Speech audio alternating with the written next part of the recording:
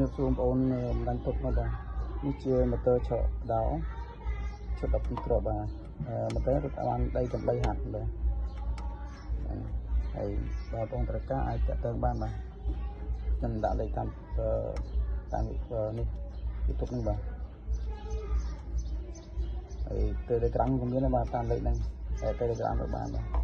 ហ្នឹងហើយខ្ញុំសាកលើកឲ្យបងប្អូនមើល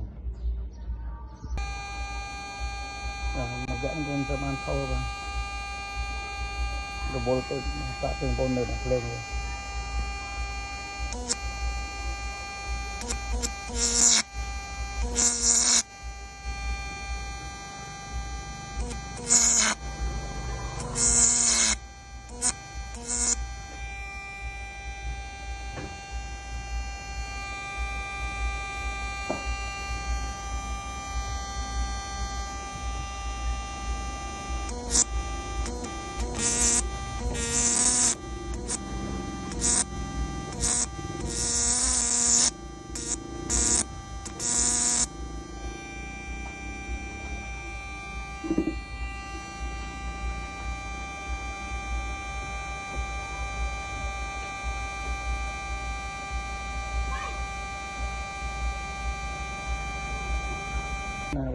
បងប្អូនត្រូវការអាចតាក់ទងបានបាទតាមលេខសម្រាប់នេះបាទ